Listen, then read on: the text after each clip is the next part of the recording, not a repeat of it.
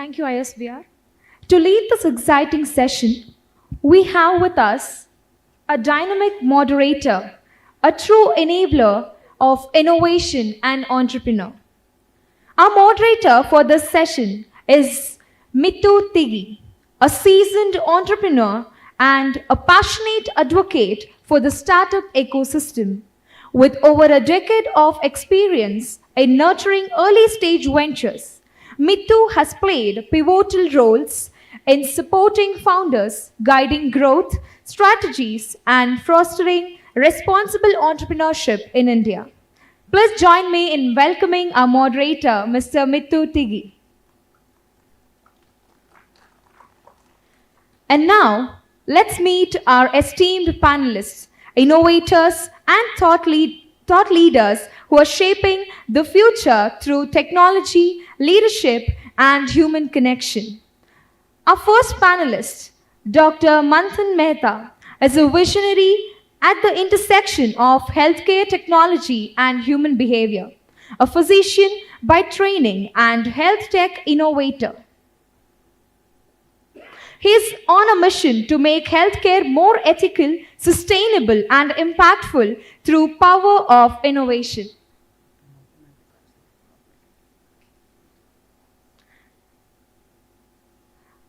We next have our second panelist, Mr. Ajit Padmanabh, the founder and CEO of Who We Are, and a TEDx speaker redefining how we experience art, culture, and heritage in the digital age, with the roots in the IT world through Infosys and EdgeVerve.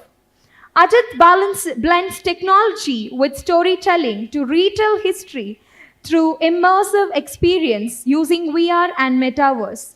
Let's welcome Mr. Ajit Padmanabh. And finally, join us in welcoming Mr. Vishwanadh Raju, CEO and co-founder of PlugScale Innovation Labs, a leader known globally for his groundbreaking work in generative AI and human capital management. A true visionary and eternal optimist. Let's welcome Mr. Vishwanadh Raju. With such an incredible lineup of experts from diverse domains, healthcare, immersive techs, and AI-led transformation, today's discussion promises to be both thought-provoking and future-focused. Let's hand it over to our moderator, Mittu Tigi, to lead us through this inspiring conversation. Over to you, sir.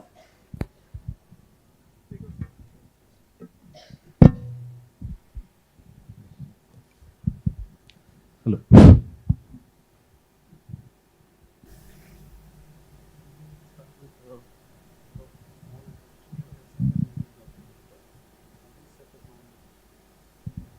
Hello, hi everyone. Good morning. Yes, I know you're wondering it's good afternoon, but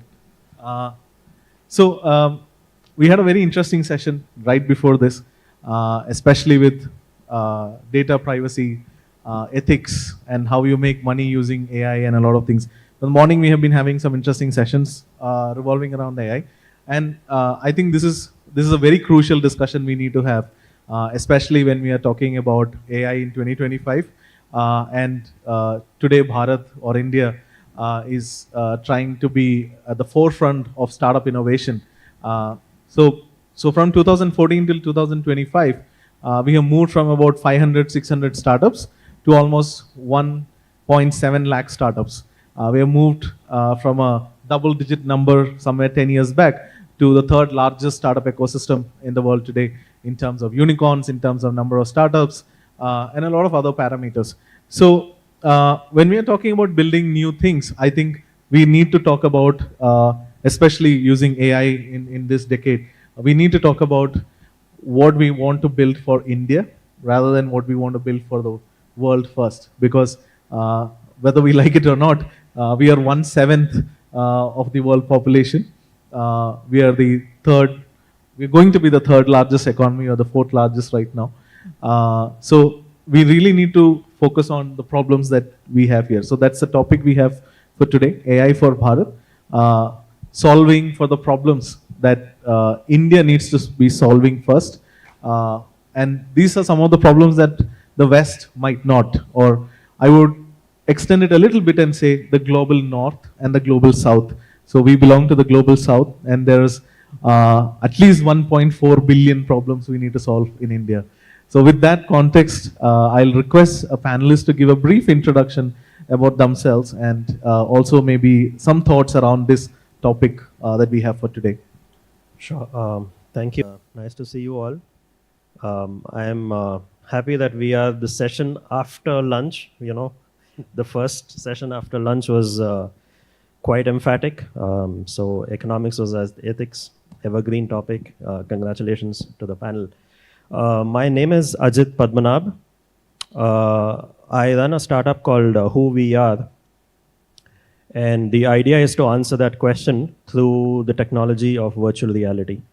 So we create virtual reality experiences of monuments, temples, and heritage sites that either exist today or do not. And we give you a time travel experience so that you can visit Hampi the way Krishna Deva Raya would have seen it. That's the kind of work that we do. And of course, we are backed by historians and oceanographers and archaeologists and not VCs. We are bootstrapped. Insofar as AI is concerned, because of the work that we do is India-centric, I look at AI as a primary enabler for India, Bharat specifically, because we come from the land where there's no economics versus ethics. It is economics and ethics. Kautilya's Arthashastra is replete with this. So we as an AI company are creating foundational algorithms that are inspired by Kautilya's Arthashastra or Vidur's Niti Shastra or Tarka Shastra or any of these Shastras. Because I believe that these sutras or algorithms are time tested and they will stand good in whatever civilizational modernity we are in. Addiction or no addiction, I think these will hold good. So that's what we do in AI, and I believe, you know, it's a very pertinent problem that we are solving for India, because if you look at it statistically, 700 million users in India of social media. And for me, social media is AI. ChatGPT is a baby right now. Social media is the adolescent, and we are all prey to it. Personally, I'm not on social media. So social media, if you look at it, 700 million users from India, uploading around, at least 20 GB of data every week. And that tells you the volume of data that is used for training by the big four. And the more data we give through, Ghiblis and such arts, the more compromising we are in terms of our own, modalities or usage patterns or behaviors or whatever that is, right? So this is a huge data gap for the world to consume. 700 million is double the population of America. That's the number of users today. 400 million users are from the rural belt of India, not the urban. Urban is lesser, right? So we are giving off so much data, and the algorithms are getting trained on it within a fraction of a second, right? So we are, in essence, enabling the world of AI through Indian data. I think that story has to be flipped. The story has to be, we enable AI for Bharat and Bharatiyas, and we do it in a Bharatiya way. That's what I'm here for, and I look forward to the conversation. Thank you for having me here. Thanks, Dr. Anup Tarafdar. Thank you. Thanks. So first of all, I would like to thank Dr. Anup because of I'm here. I think it was an interesting topic, but before that I'll give my introduction. My name is Vishwanadh. In the circles of HR, I'm known as man of patents. I've got 4 patents on agentic AI. I run a company called PlugScale. We are an innovation company in terms of GCCs. We believe that there are a lot more GCCs which can come to India, and we have an agentic AI framework to help solve their talent acquisition problems. We recently built an agent. You sit in this room and ask for 3 people who can be the next CEO of a company that you are looking at. After this session, you will have 3 CVs that you should talk to. that's the power of that agent that we have built today. And we are trying to see how, ethics and all of this comes into picture, because we would want to ensure that our models are trained. Most importantly, India is a place where we have to be today. And I strongly believe that the equation will be flipped. No more projects from US or Europe. We'll have to do a lot of things for us, and India will become a sustainable country someday. And I'm talking about maybe 3 to 4 years from now, I think we'll be a sustainable country. Thank you. Thank you for both of you for setting up that context around what you're doing and how you think about this topic around AI and India together. Can we maybe start off this discussion by looking at what are the core problems using AI that India needs to solve for itself, so that we can we bullet point this, like what sectors, what areas? I'm also looking at the time. So I think he mentioned pretty much the problems. In fact, I am a strong believer of not giving any data when you are not supposed to give any data to people, right? And the worst thing what's happening is that because of our data, the models are getting trained, right? We are actually not knowingly giving a lot of data to a lot of people that they are using it for, I don't know whose advantage is it, right? So I think it's important for us to understand what is important for us and what is that we can give it to the societal impact. That's one. Second thing is, in India, unlike US and Europe, different countries, we have 22 different national languages, right? So AI implementation in India is not as easy as we can do, right? And there are cultures, something is good for you, something is not. So it's not very easy in India to build any AI algorithm, right? It's always very tough. Third is, whenever you are using data, I think not many companies are focusing on Privacy Act, I think, which is DPDP Act will actually take some precedence there. But I think there's a lot of problems that we are facing today. We are doing a lot of things not knowing what is the repercussion of that. So I think that's where the knowledge base have to come in. I think these acts need to help us to kind of make sure that what we are doing is right. That's my view. Thank you. Is it okay now? Okay, excellent. So, what's the uniqueness of India? I just touched upon it in the previous point itself. And I want to add to this the fact that, all of us are using ChatGPT nowadays, right? To frame your emails or, and to copy paste whatever you want to copy paste. How many of you are from Gen Z over here? Nice. Excellent. And for you, GPT is staple? Almost native to what you do on a daily basis, right? So here's some research from MIT Media Labs in July this year, where they did a very interesting study. They gave the same experiment of writing an essay to 3 groups of people, 54 people in total. One group had to write it on their own in terms of, using their brain and writing down. The other one could use a search engine. The third one could use GPT or any similar, transformational technologies. Now, surprisingly, the guys who used GPT and wrote the essay, 5 minutes after the essay was submitted, they were asked questions out of their own essays and they were not able to recollect what they had written. 84% of them. This neurologically is called cognitive debt. In 5 years' time, your brain size will shrink.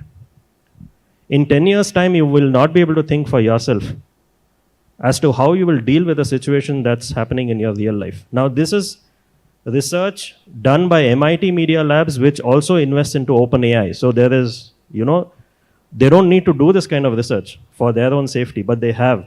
Now, this should be an eye-opener for a country like India, which is having a young population, demographic dividend as they call it. Just imagine if we want to look at the developed India as a model in 2047, and the generation that is going to do it for us are in their 10s or 20s today. If they are depleted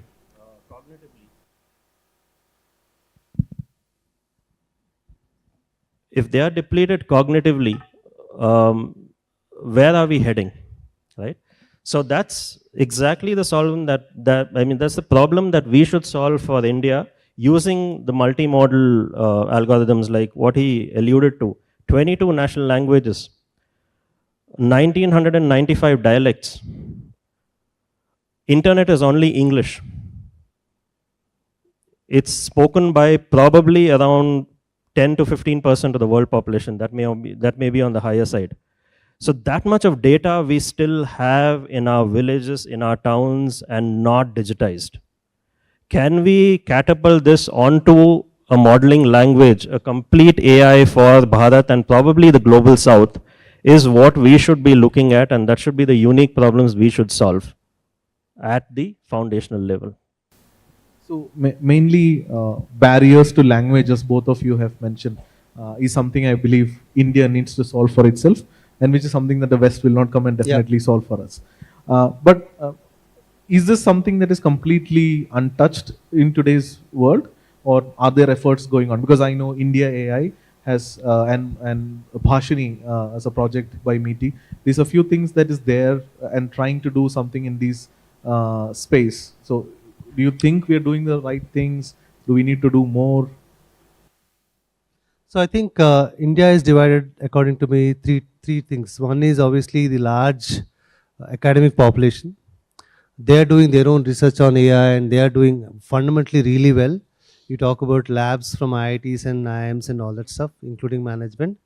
The second is the population who was creating IT jobs, which could be either GCCs or AI and all that stuff. I think they are also doing a lot of stuff. And third is government. I think what is missing is who is governing all of this and how do we know at what maturity we are as a country. Maybe from a startup ecosystem, there is a extremely good idea nobody in the world has.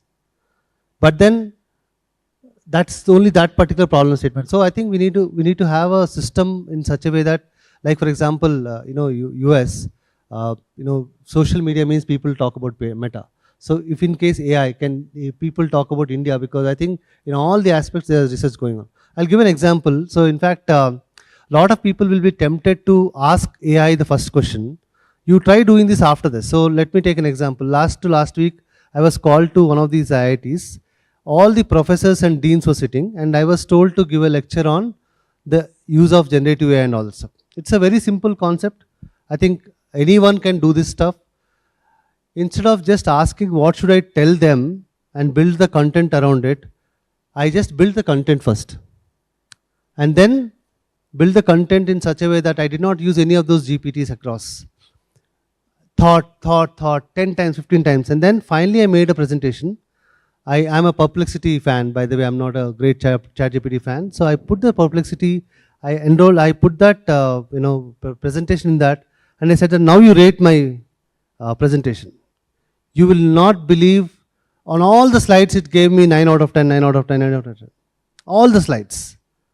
Now after that I said, okay, you are giving me 9 out of 10, which means I'm missing out on one thing. Tell me what that is. Each slide it said, on this slide, maybe change is verbatim from this to this.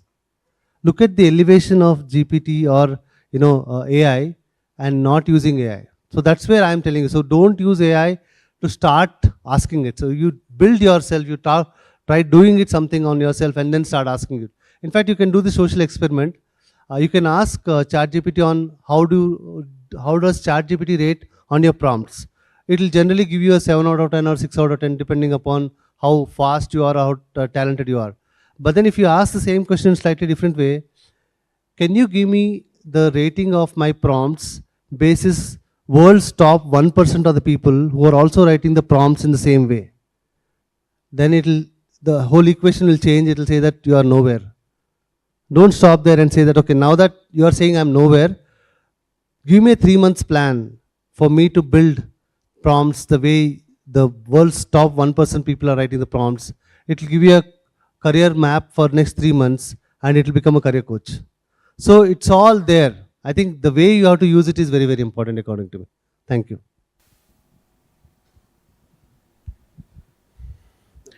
With regard to the language, vernacular AI, are we doing good? So we are doing okay is what I would say. Now, India AI, as one of the earlier, I think, keynote speakers spoke about the investments that India AI is doing into AI in India. It's around 10,000 crores of money. I think 1 month back, an IIT Bombay-based startup, incubated startup, it's called Bharat Gen.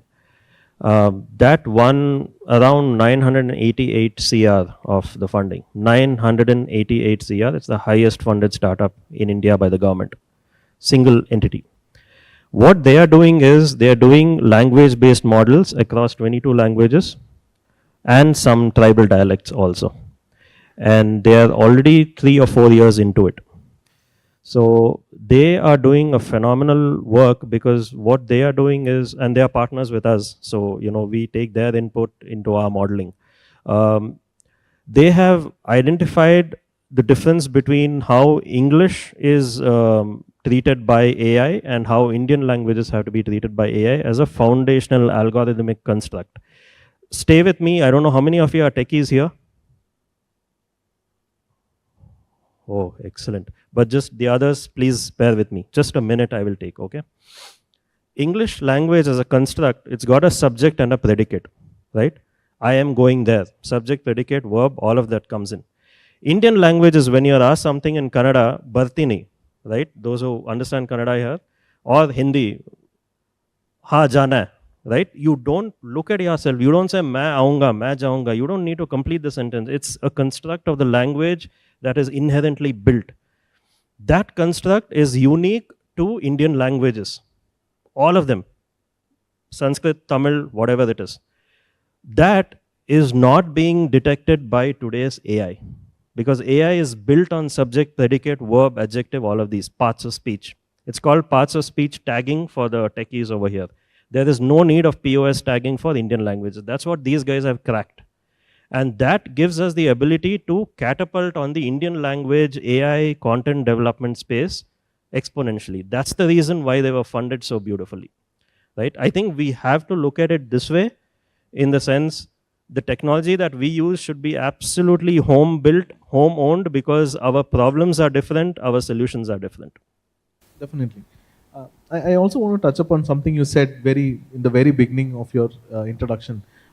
You mentioned that almost 700 million users, 400 of them are in rural space.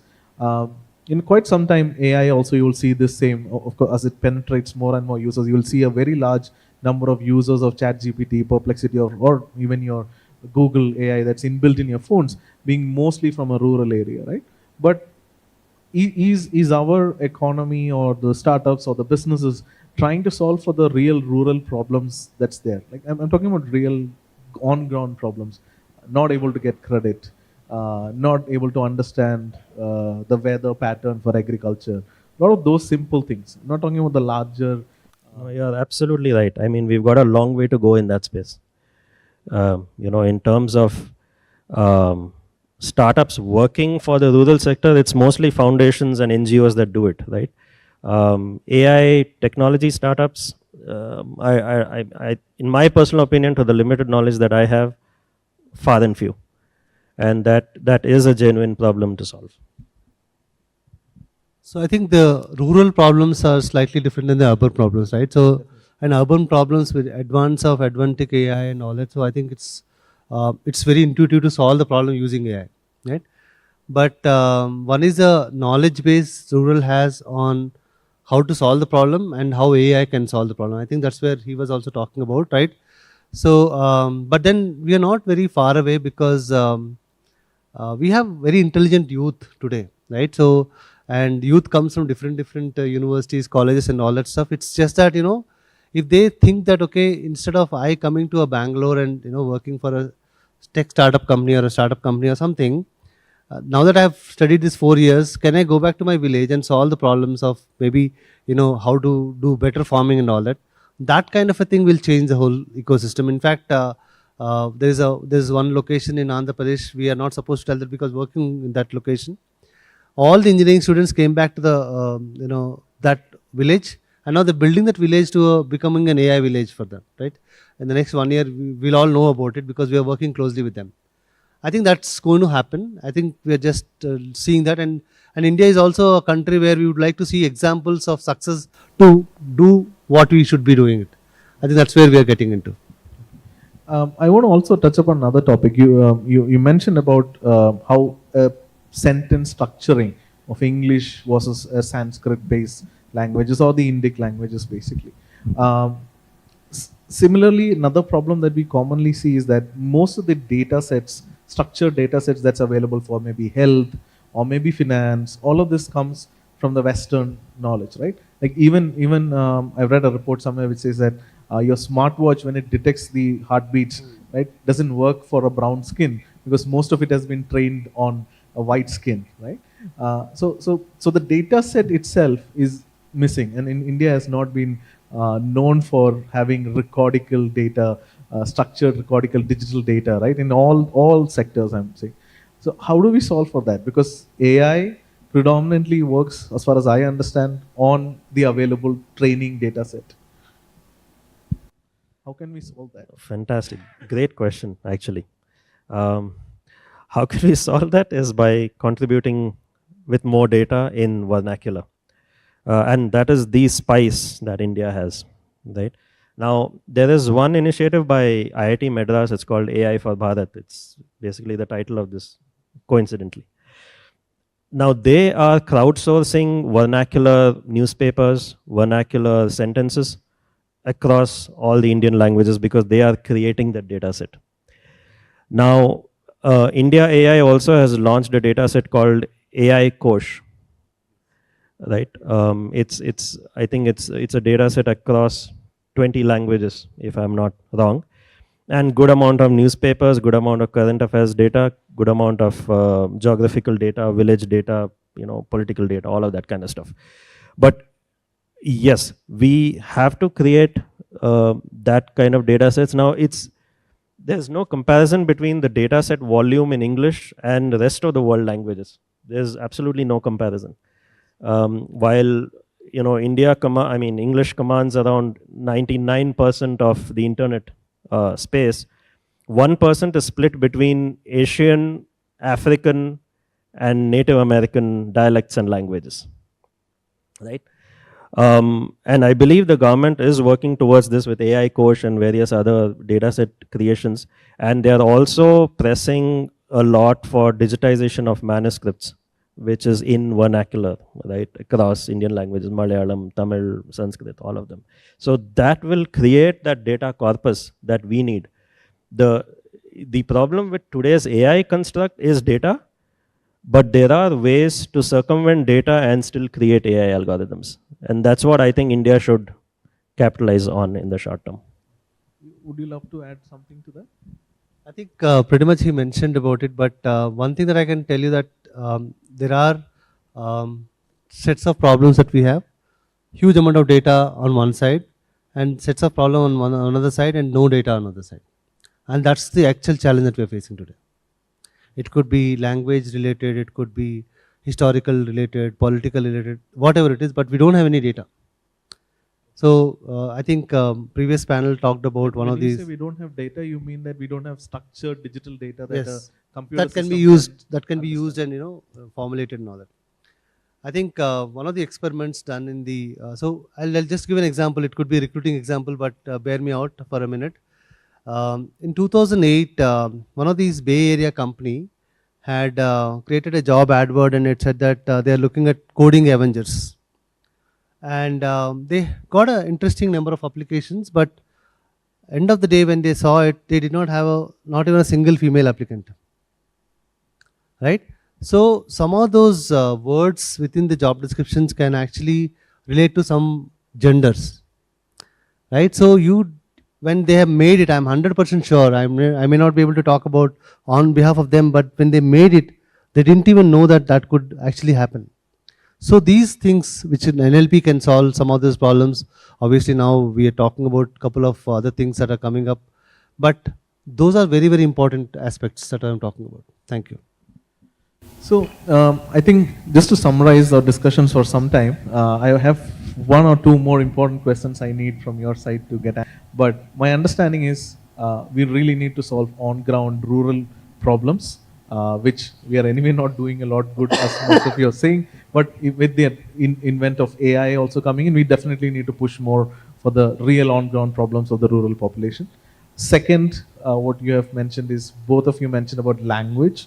and vernacular language needing more involvement in the AI space, and leading which leads to a lot of advancements of how we can use AI as an application level. The third, I think we could agree upon that data as a training data set for AI is not available, and we need to build on these things. Now, my biggest question is, who will build all these things? Who will fund these things? Right? Because these are not easy. Like if you know, or if you look at the trajectory of OpenAI, they didn't start in 2021 when they launched GPT, right? GPT 3.5. They were there for almost 7-8 years, and DALI was being tested for at least 5-6 years before all of this. And it was a foundation that they set up, and there was a non-profit angle to it. A lot of funding had come from corporates. Does India have this intent? Because without intent, we cannot do it. Does the Infosys, TCS, and Birlas of India, will they? Because government funds will dry up. Like 10,000 crores, yes, good. But will it become 100,000 crores? Might not. So I think they are doing as I speak, because I know a couple of at least services companies, they have their own AI labs. They are at least claiming that they are solving a lot of problems, and they are also using the CSR angle to either fund or get more projects kind of a thing. But I'm more interested in some of those use cases that GCCs are actually looking at. In fact, a couple of GCCs that I'm talking to, one of the GCCs have solved a retail problem. Again, the problem with GCCs are that they're not Indian companies, and they're not solving for India. So the straight away answer is it's like a cat and nobody wants to bell it, right? But there is some kind of initiative going on across all. Everyone is trying to do something. There's no singularity point at all of them are reaching. For example, let's take an example of any of these initiatives, right? CSR. Everyone has to know what is the goal of that company. Nobody knows that. Everyone is working for their own organizations. They're using AI. They're thinking that they are solving the problem. They wanted PR and all that. But I don't think so. There is a singularity across all these entities saying that, okay, all of us are working for this cause. I don't think so. That's there according to me. I may be wrong. Okay. Thank you. Yeah, I think there are two problems here. One is it's a loaded question, by the way. And I come from the service industry. I was with Infosys for 18 years, as I told you guys. And we, around a decade ago, worked on GPT 1.0, creating a supply chain visibility chatbot, which is today called Agentic AI. We built it across Salesforce and other CRMs and ERPs back in 2016. And as he's rightly said, we claim to be doing a lot of things. Right? On the ground, it is absolute wrapper classes or wrapper softwares that we build without any intent of improving on the AI constructs. So yes, that's a basic problem, that where would the funds come? Because the compute power is no joke. The GPUs that we need, I call them guzzlers. We eat breakfast, lunch and dinner. They eat multiples of it on an hourly basis. It's like, you get these credits from AWS, no? $5,000 credits, right? Any startups here, $5,000 credits, goes in 2 minutes. You've not even tested your model. It's done. It's over. Now what? Next what? Either the startup shuts down, or, you kind of wait for the next $5,000 or the $10,000. Absolutely of no use. How is it done in US? How is it done in China? How has China managed in the last 20-25 years to come out as #1 in AI? President of US, Donald Trump, has had to release an AI manifesto from the government of US, and half of the manifesto talks about how do we tackle China. So we need to invent models here. China is heavily government ridden. I'm not saying that's a great model, right? We are the democracy, they are not. We believe in our own freedom of speech. They don't. There's no comparison there. But at the same time, we need to learn from them as to how they have come up in the last 20 years, and they're ruling the field of AI and probably the cinema world also, right? Now, and they are our neighbors. For whatever that is, civilizationally, I'm into history, with the startup. Civilizationally, if I look at it, India and China contributed 60% of GDP worldwide before one common era. Can you believe it? And we were clocking 33% GDP year on year before one common era, up until 17th century. The two countries were slogging out for the world. We need to go back to that state. To do that, now coming to your question, we need to look at it from a multi-pronged perspective. I don't expect the service industry to fund this at all. Service industry is still very busy with GCCs and American-centric projects. They've not been able to de-risk themselves. These are my personal opinions. They've not been able to de-risk themselves from United States of America as their principal client geography. They have not. And failing which, we need to rely on certain family offices, foundations, or somebody who has the patient funding to look at AI as a 15 or a 10-year project. You cannot get an ROI of 3x in 4 years. I am sorry. Please go to a quick commerce guy or somebody else. I think we need a very, very focused initiative here. India AI is trying to do that as well at a governmental level, but at the private level, I don't see the action that I see in China or even in African nations. And I think it's a, like you said, we have to bell the cat or we have to call the elephant in the room. Because without these funding, our talks and our seminars can continue, but nothing tangible will come out of India. Nothing. Great. So we're almost at the end of the time. So I'll ask a very rapid-fire kind of question to both of you. Can you give one bold prediction for India and AI 5 years from now? So as a knowledge economy of a people knowledge in AI, I think we'll be at least one of the two people in top. That's what I can tell you. But how many problems we can solve in the next 1 or 2 years, I don't know. From a knowledge standpoint, we will say that, okay, first Bill Gates was from US and second Bill Gates from India, like an AI Bill Gates kind of. That will happen for sure because I am already seeing some people doing a lot of work. But how much problems they can solve for rural India or can AI become the whole course of it, I don't know. Okay. In the 5 years from now, I am looking at LBMs coming from India, India pioneering in LBMs. What is LBM? Large behavioral models.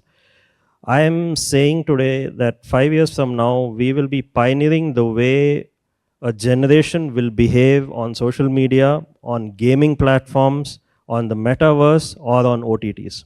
That behavior models will come from India and our scriptures, our shastras, or whatever that we have. I think that would be a game changer for India at least to put their foot on the AI map.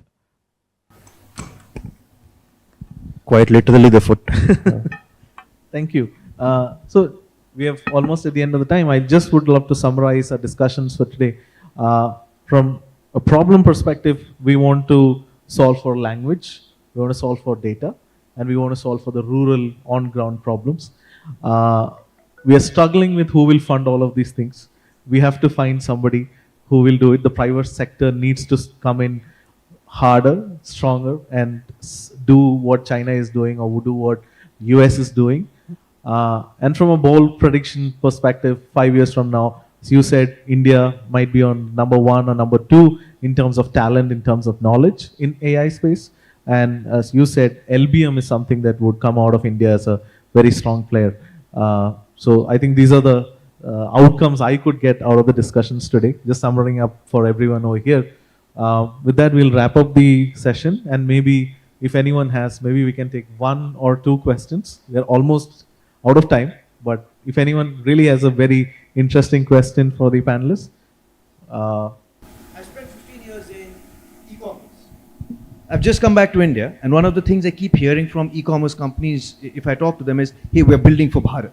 We're building for Bharat. And these are the top e-commerce players in this country. And I asked them, what does that mean? What is it that the Bharat guy requires that the Delhi guy doesn't require? Different language, the large firms do that. He requires the same things, right? He wants a good price, he wants a good delivery. There is nothing specific about the Bharat customer, at least in e-commerce, that I have found that is substantially different. It's different in degrees. So please pardon the challenge of this question. What specifically is a rural India requirement that is not a urban India requirement or a global requirement? So I'll give a specific problem statement today. Exactly 200 kilometers from Bangalore, if you go towards Andhra, you don't have people to do farming work, right? And we know robots can do some work, right? Who will do this thing? That's one problem statement. I can, because I have been working on rural problem statement as part of one of these initiatives from ISF. Second is the climate thing, right? There's a lot of data available with you that can help farmers to do farming in the right way. And do we know that the farmers know what they should be doing at the time when we wanted them to know, right? Third problem statement. I have seen, I don't know, I have not seen in India, but I have seen in US and China, there are these robots who plug the apples and all that. I have not seen that technology in India, at least working technology, right? Then the other problem statement is seeds.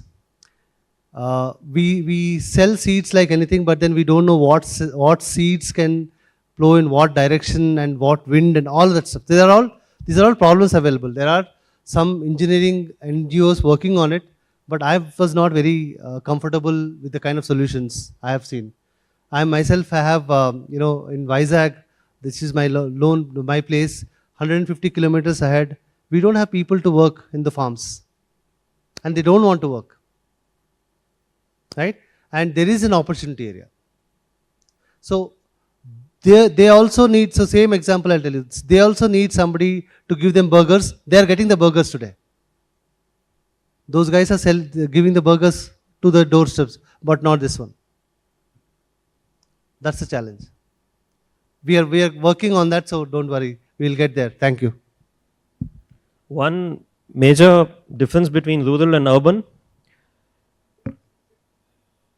we have enough channels. Oh, please sit down, please. It's been a long day. We have enough channels in urban India to express opinion widely and virally. Rural India, they do not have the platforms that we have because of the language limitation.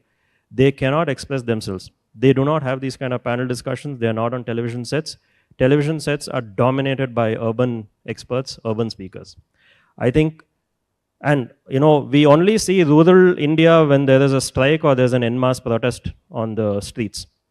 Otherwise, we don't see a rural opinion at all. In fact, all of us here are urbans, and he comes with a very rare rural experience, so he's able to talk about it. Otherwise, I think 95% of us don't even know what rural problems are, because they are living it every day. We don't.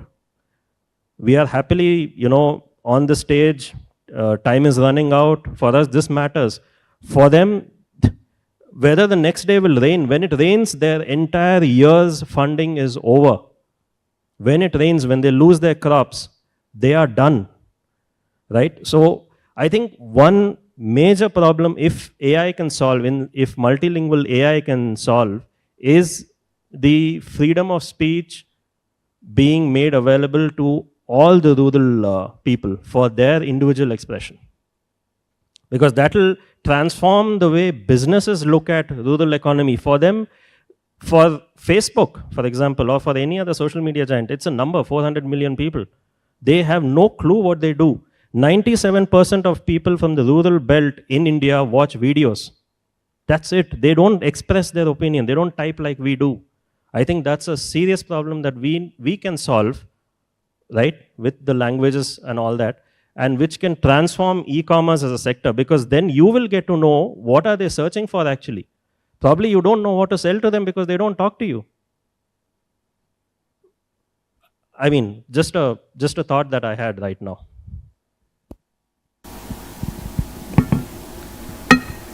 No. I hope, is there any other question?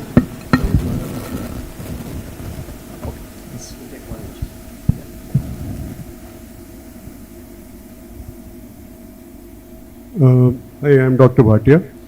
So I was actually a bit surprised by your question that what is it that is building for Bharat? Because to be honest, there is a whole lot of lag on the basics. So whether it's healthcare delivery, whether it is availability of X-ray ultrasound centers, same number of women get pregnant, but they don't have access to ultrasonography.